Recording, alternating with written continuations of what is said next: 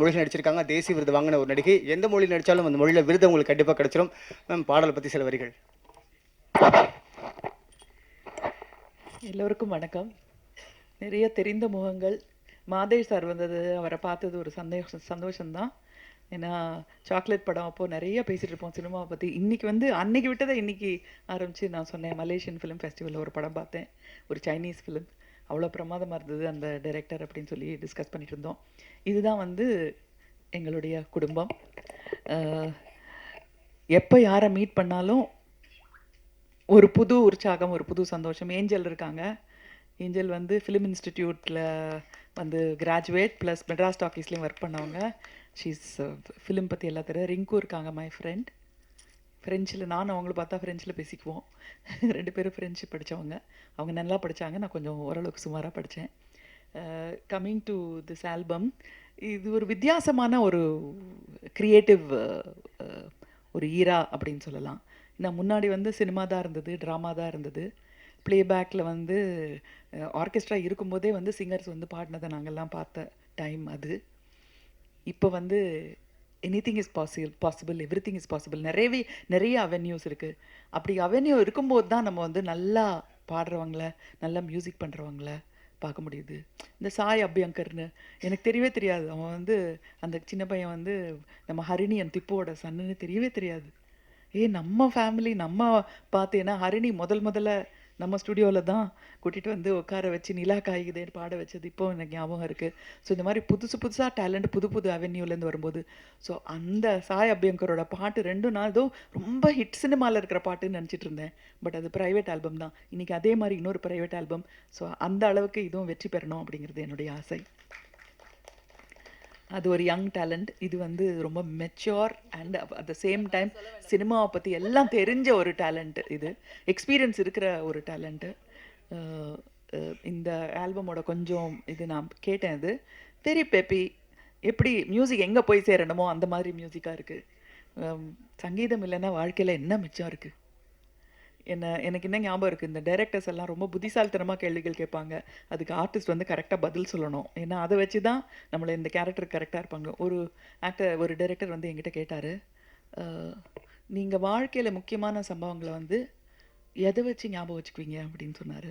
கேட்டார். நான் சொன்னேன், அந்த சமயத்தில் எந்த பாட்டு ரொம்ப பிரபலமாக இருந்ததோ, அந்த சுச்சுவேஷனுக்கு எந்த பாட்டு சரியாக இருக்குமோ அதை வச்சு தான் நான் அந்த சம்பவத்தையே ஞாபகம் வச்சுக்குவேன். உடனே கரெக்ட் ஆன்சர்னு சொல்லிட்டு போனார் என்கிட்ட. ஸோ அதனால் சினிமாவில் லைஃப்லேயே சங்கீதம் இல்லைன்னா, மியூசிக் இல்லைன்னா ஒன்றுமே இல்லைன்னு தான் சொல்லணும்.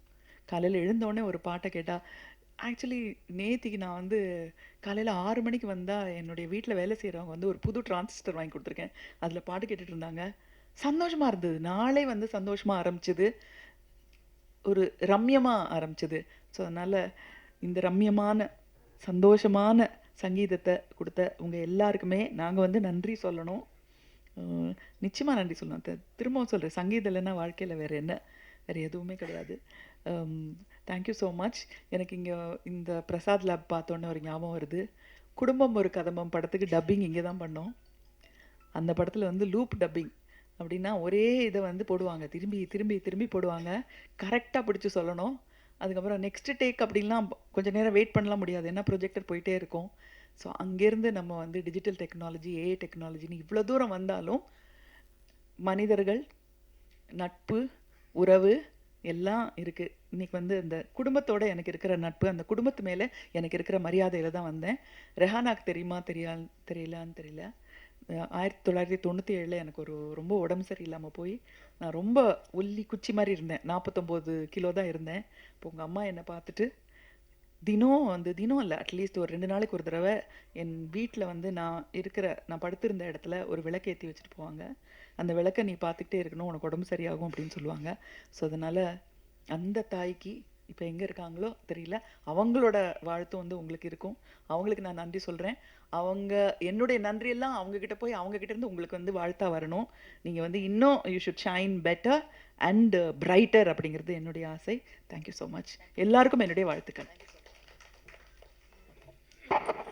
Thank you so much Suvarshini madam. ரொம்ப அழகாக பல விஷயங்களுக்கும். ஸோ அடுத்ததாக சிறப்பு விருந்தினரை அழைக்கும் நேரம். ஸோ ஸோ அருண் பாரதி அவர்கள் கவிஞர், பல சூப்பர் ஹிட் பாடல்கள் எழுதியிருக்காரு. திமிரு பிடிச்சவன், பிச்சைக்காரன், சண்டை கோழி, விஸ்வாசம், அண்ணாத்தை, பல படங்கள் எழுதியிருக்காரு. ஸோ இந்த ஊடக நண்பர்கள் அனைவருக்கும்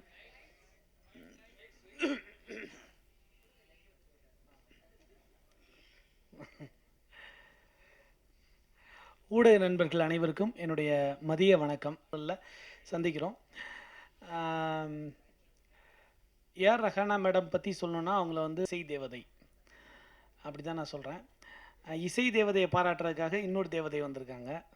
ஸோ இந்த பாடல் வந்து கண்டிப்பாக ஹிட்டு மேடம். ஏன்னா அவங்கள வந்து ஒரு சிந்து பைரவியே வந்து வாழ்த்திட்டு போயிட்டாங்க. அதனால் வந்து அவங்க சொன்ன மாதிரி சங்கீதம் இல்லைன்னா என்ன இருக்குது அப்படின்ற மாதிரி தான் நான் இந்த பாடலை கேட்டேன். பாடலோட டைட்டில் பார்க்கும்போது என்னென்னா மாத்திக்கலாம் மாலை.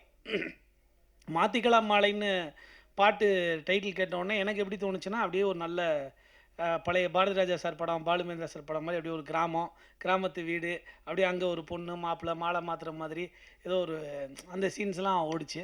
ஆனால் பார்க்கும்போது இது வந்து அப்படியே அதுலேருந்து அப்படியே வேறுபட்டு வேறு மாதிரி இன்றைக்கி 2K கிட்ஸ் எல்லாருக்குமே பிடிக்கிற மாதிரி ரொம்ப அற்புதமான ஒரு விஷுவல்.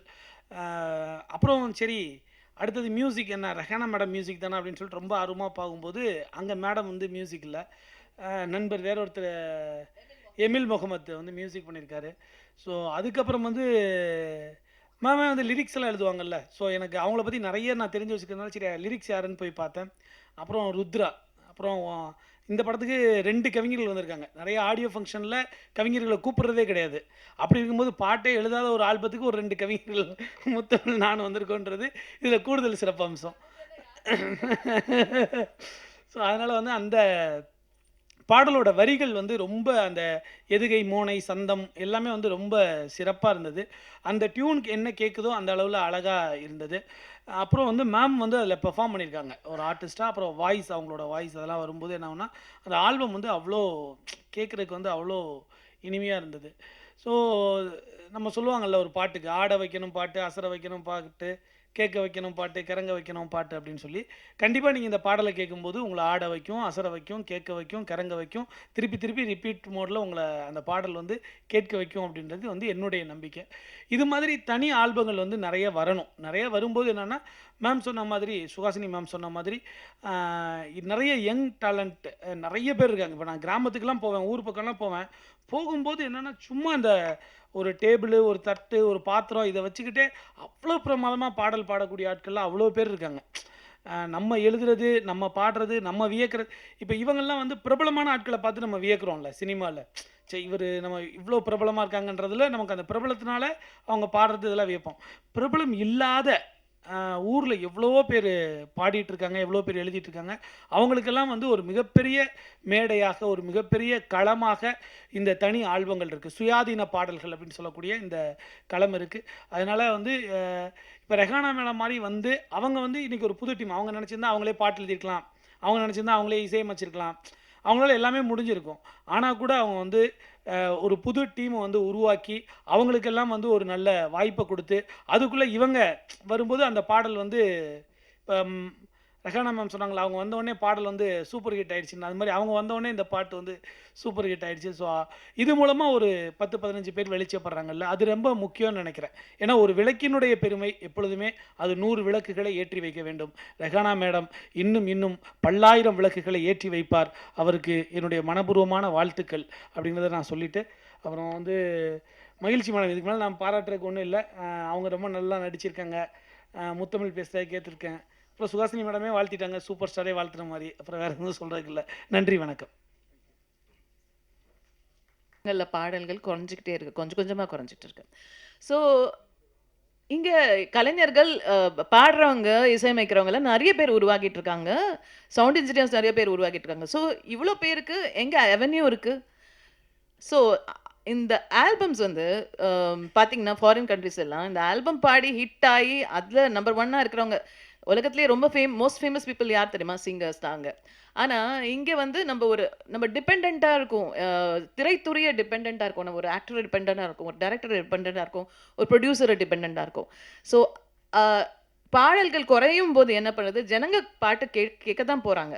அது எந்த மீடியமாக இருந்தால் என்ன, அது திரைப்படமாக இருந்தா என்ன, அது வெளியில் ஆல்பமாக இருந்தானே. ஸோ ஆல்பம்ஸை நீங்கள் தான் ஜனங்க கிட்ட எடுத்துன்னு போய் சேர்க்கணும். அவங்களுக்கு பிடிச்ச மாதிரி தான் நாங்கள் ஆல்பம் போட்டிருக்கோம். இப்போ நான் வந்து ஒரு டீனேஜ் மாதிரி பாடியிருக்கேன் நான் அதில். எதுக்கு பாடியிருக்கேன், ஜனங்களுக்கு பிடிக்கும்ன்றது தான் பாடியிருக்கேன். அவங்களுக்கு பிடிச்ச மாதிரி தான் நான் பண்ணியிருக்கேன். எனக்கு பாடணுன்னா நான் ஃபிலாசபி பாடுவேன், சைக்காலஜி பாடுவேன், இல்லை வேறு ஏதோ பாடுவேன், இல்லை ஒரு கர்நாடிக் மியூசிக் எடுத்து அதில் பயங்கரமாலாம் பாடுவேன். ஆனால் அது ஜனங்களுக்கு போய் சேரணும்ல, அந்த சேர வைக்கிறது தான் முக்கியமான விஷயம். அதை நீங்கள் பண்ணுங்கள். அண்ட் தேங்க்ஸ், உங்கள் லவ்க்கு ரொம்ப தேங்க்ஸ் நீங்களாம் வந்ததுக்கு. அண்ட் பாப் ஷாலினி வந்து அவங்க படத்தில் பாடுறதுக்கு முன்னாடியே அவங்க வந்து பாப் சாங்ஸ் பாடி பெரிய ஹிட் கொடுத்துருக்காங்க. சின்ன வயசுலேருந்து பாடின ஒரு ஜீனியஸ் அவங்க. So I am very proud to welcome pop Shalini.